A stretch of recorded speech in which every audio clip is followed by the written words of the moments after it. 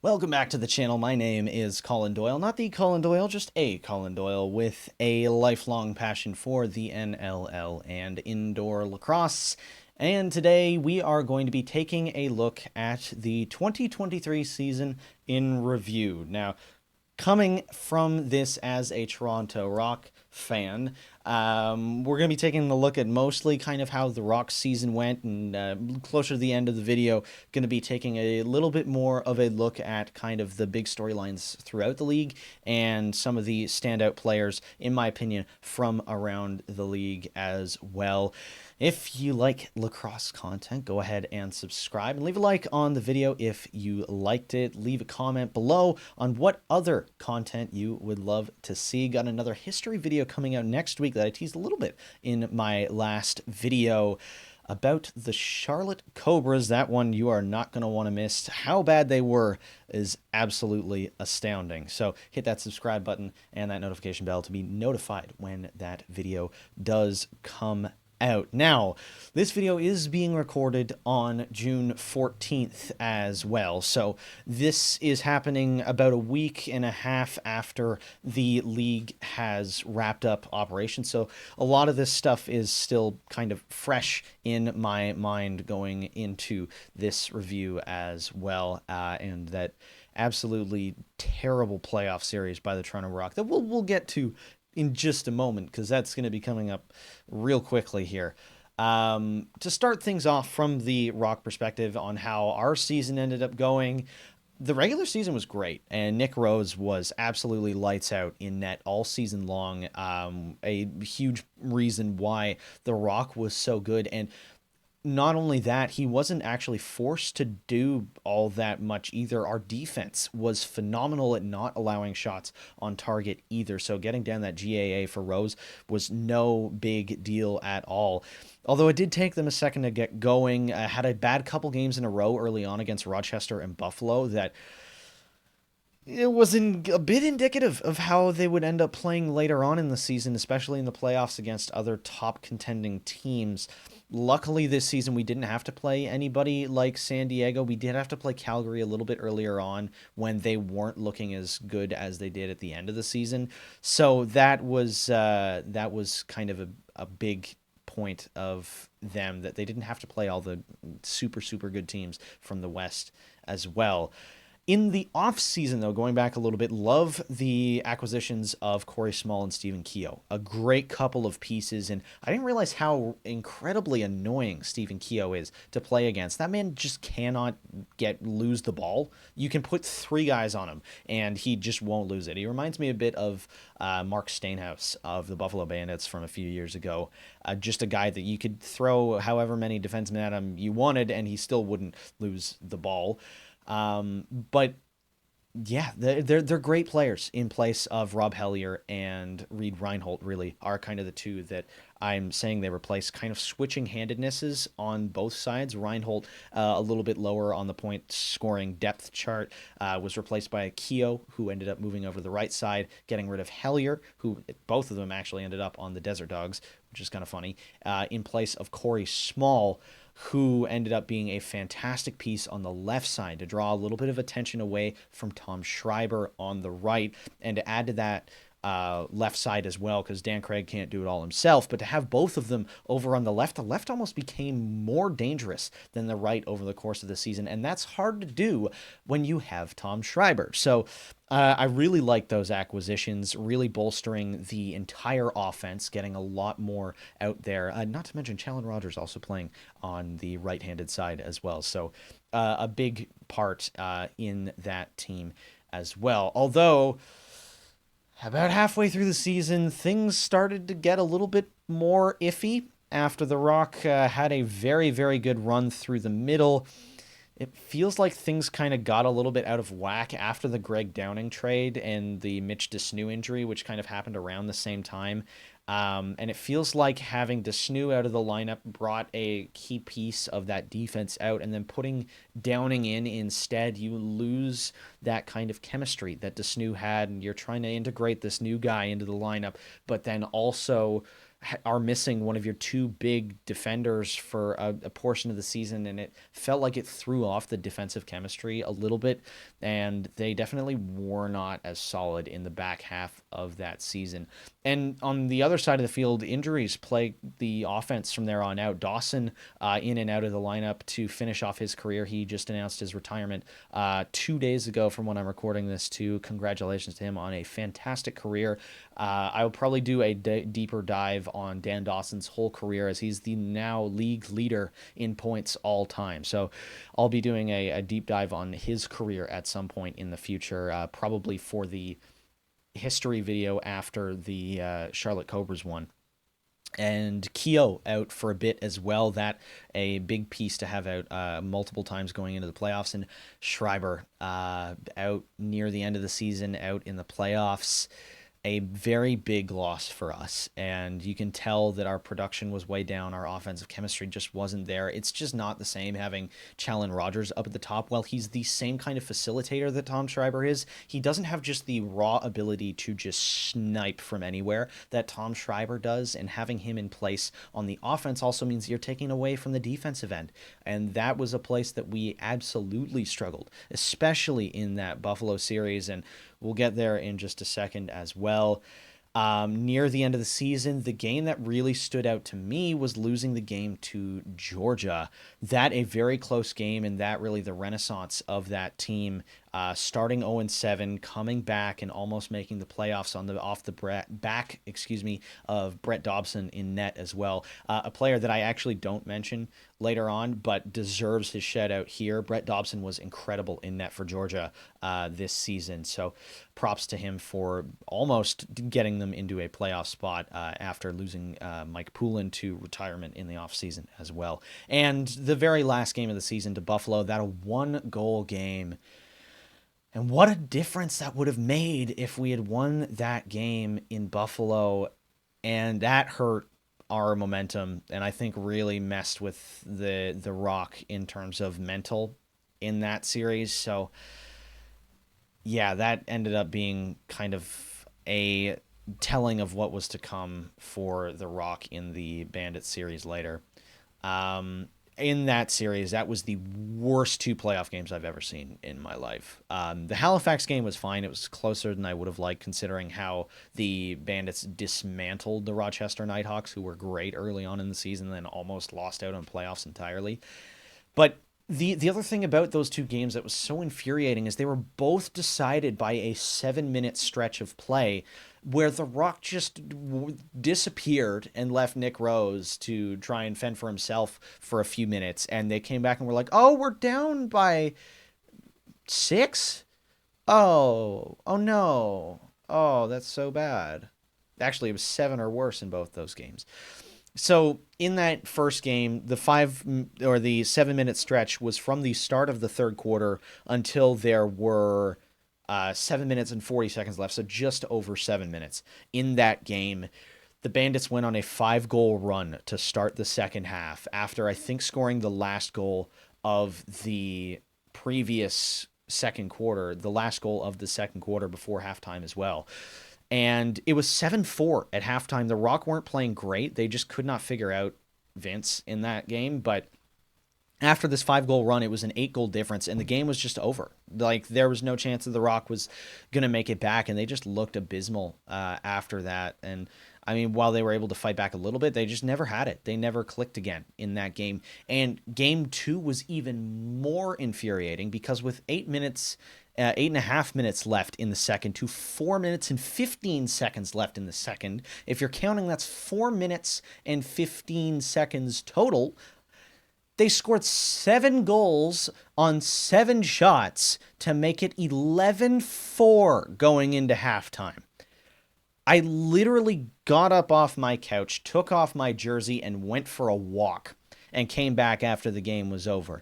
And the most infuriating part of that game is that if you take out that 4 minute and 15 second stretch, the final score would have been 10-8. The Buffalo Bandits scored 2 empty net goals, and if you remove those as well, the Rock played them completely evenly for the rest of the game, scoring 8 goals apiece. And the defense just could not do anything for that 4 minutes and 15 seconds. They allowed 5 straight goals with Rose. He was pulled for Holochuk. Holochuk went in, gave up a goal on one shot, and was pulled again. Rose went back in, and then the defense gave up another goal immediately on the next shot. They could not buy a stop for their lives, and that was just it. It was just over, and there was no chance that we were coming back in either of those games. And the even worse part about this is that both of these stretches were within 7 minutes of halftime as well. So the games were over about halfway through in both cases, and it was just the worst. It was just the worst. It disheartened me incredibly as a Rock fan in that series. And especially if you look at the total scores of the games, the Rock combined in both games were outscored by the Bandits. If you look at their scoring production in any individual game, in both games, the Rock had 13 total goals.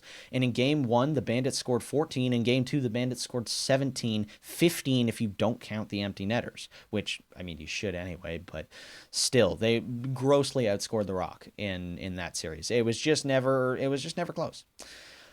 The Mammoth on the other side of the bracket, though, make that miracle run past the Seals and the Roughnecks to get a chance at the Bandits. And what's even more incredible about that is they finished the season 9-9, and I was like, okay, it makes sense that they went on a run at the end of the season.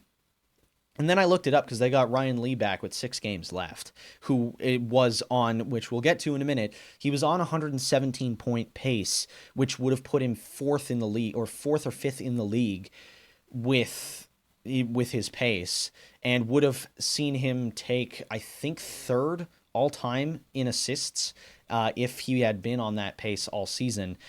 Actually, no, he would have been 1st all-time in assists in a single season at 99 if he had been on the pace that he was in those last 6 games. Getting him back is such a booster for the Mammoth, and yet they went 3-3 in their last couple of games, in their last 6 games with Lee in the lineup, which is just wild because I thought they had this great run at the end of the season. They did split the last couple of games they played against the Seals in the last 3 weeks of the season, which was good for them to gain momentum going into the playoffs. But that was really, really an impressive run by them. Although they didn't quite have enough in Game 3 with a Rosgas performance, unfortunately, and go down 13-4 in that Game 3. And the Bandits become champions for the first time in 15 years. So congratulations to them. Honestly, Dane Smith and Josh Byrne and everybody over there. Matt Vince in net had an incredible season. Tehoka Nanakoke on offense, battling injury all season, but he was a absolute beast on offense all season long. Don't forget about Chase Fraser too. Steve Priolo as well on that team. A lot of these guys really do deserve their flowers, even as a Rock fan. It's good to see a lot of those veterans actually get what they deserve in a championship on that Bandits team. Although, going through the rest of the league now, taking a look at some other notable storylines throughout the season. Georgia, off to an 0-7 start. Talked about it a little bit earlier with Brett Dobson, helping them come back from that 0-7, and they fall 1 game short of playoffs, and nothing short of a miracle run that, especially if they had made the playoffs, would have been the best playoff push I had ever seen in league history. I thought they were down and out after those games, although they did play a lot of close games, as mentioned in the Rock game on the broadcast as well. I remember that very distinctly, that they were losing a lot of 1-goal games.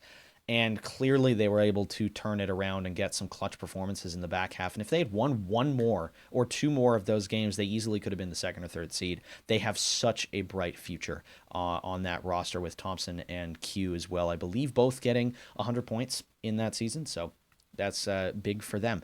Ryan Lee out for the Mammoth to start, as I mentioned before. Huge impact in the back half of the season. 39 points in 6 games, 117-point pace. He had 33 assists and 6 goals. So only a goal per game, but those 33 assists would have been good enough for first all-time in the NLL. Dane Smith this year actually broke his own record of 94 with 96, but if Lee had played in all of the 18 games at the pace that he had, he would have had 99, which would have been good enough for the all-time record for single-season assists. So very, very impressive in those last couple games, and he was incredible in the playoffs as well. Having watched Game 2 of that series, it was an amazing, amazing play out of Ryan Lee and the rest of that Mammoth team as well.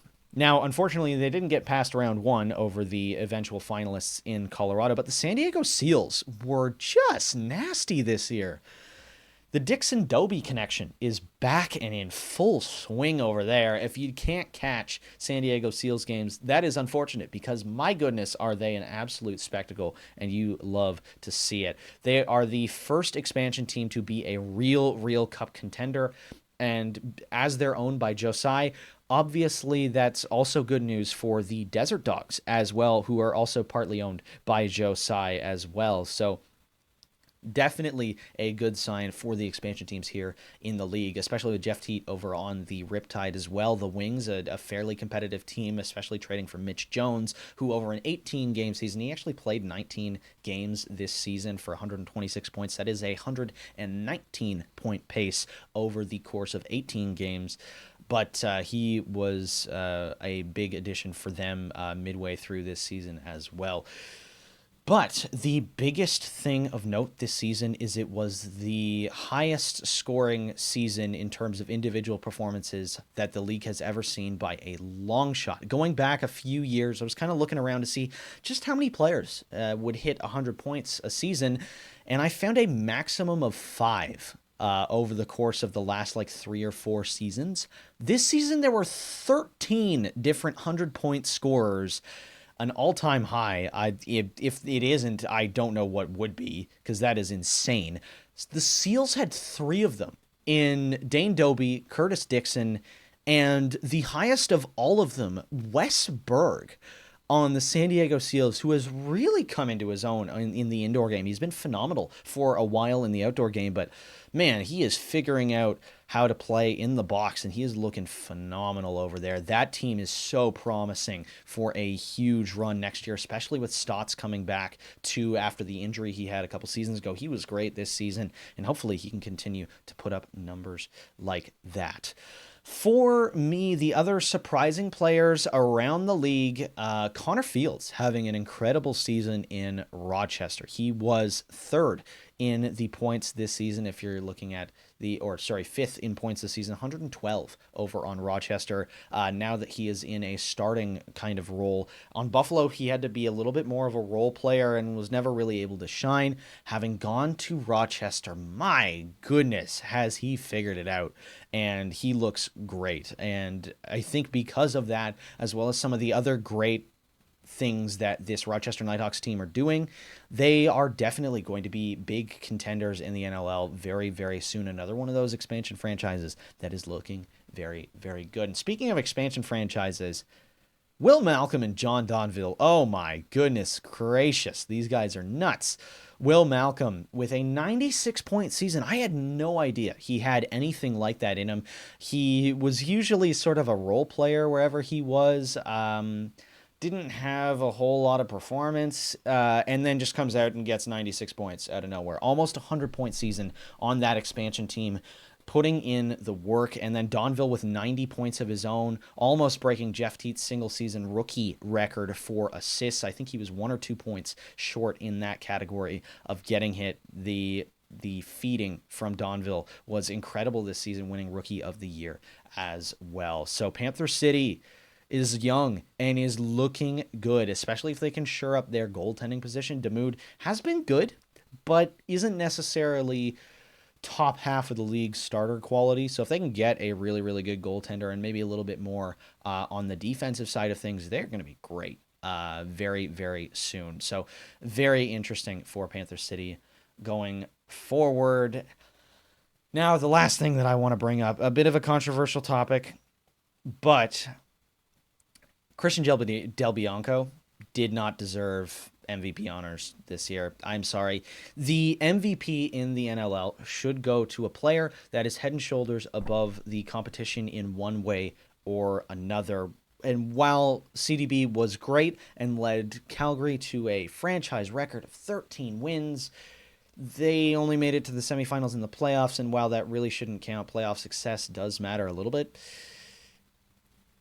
But still, his numbers were not head and shoulders above anybody else in the league. He was always very much in the mix with Matt Vince and Nick Rose for those top three spots in any of the major categories: saves, save percentage, goals against average. He was kind of just in there a lot. While he was one of the best players on Calgary this year, I don't think he was the most outstanding player on Calgary, and he definitely wasn't the most outstanding player over the entire league. If you look at the points per 18 game pace, there was no other player in the league who scored above 120 points. The other two nominees for this award were Jeff Teat and Dane Smith. Dane Smith, while he won the trophy, this was announced before he won the cup. He had a new single season assist record at 96 this year, and what is a veteran leader of this Buffalo team, and definitely should be in contention, if not just winning that award. And the only reason I say he should be in contention is because Jeff Teat, in his second year of competition, was literally 1 point away from tying Dane Smith's all-time record for points in a season at 137. If you can get that close in your second season of play, then why are you not the most valuable player? I know the Riptide didn't make the playoffs, but if you look at their record, they went 5-13 this year, which is not good. But the rest of the team was also not good. If you look at their 5 wins and you take out Jeff Teat of every single one of those games, they would have had 2 more losses, 2 ties, and 1 singular win. And while they would not have gone winless, they would have gone 1-15-2. Those overtime games could have gone either way in both of those games. And they would have been much, much worse off without Teat, which I think makes him the most valuable player. Because if they didn't have Jeff Teat on that team, they would be an absolute dumpster fire. They're the only reason he is the only reason that team is anywhere near competitive and not last in the league. 3 of those wins, by the way, were over the last place Albany Firewolves. So while he wasn't necessarily up against the greatest competition in those games, he still got 10 plus points in 3 of those 5 wins. And just everything about this guy is just one of the best players ever in the season. He was 6th all-time in goals with 56 this year, and tied for 9th all-time with 80 assists this year, and is now 2nd all-time in total points in a single season. That deserves its recognition and its flowers. To me, Jeff Teat is easily the MVP this year over Christian Del Bianco, who realistically, I was slightly like, that is a weird nomination, but it's going to be Smith or Teat. And then Del Bianco won it, which I found even more puzzling. But I think both Dane Smith and Jeff Teat deserve it a little bit more than Christian Del Bianco, and especially Jeff Teat. He deserved the recognition that he should get by, like, if he had 1 more point on the season and tied Dane Smith's record, that's MVP. Like, I think that's easily MVP. You have him tying the record on a dumpster fire of a team other than him. Like, that deserves its credit. And just because he was 1 point short of that mark, it doesn't feel right that he didn't win MVP this year. Because I think we're going to see him break the 140-point mark over his career. I think we're going to see him break the 145-point mark over his career. We could even see him break the 150-point mark at some point is in his career.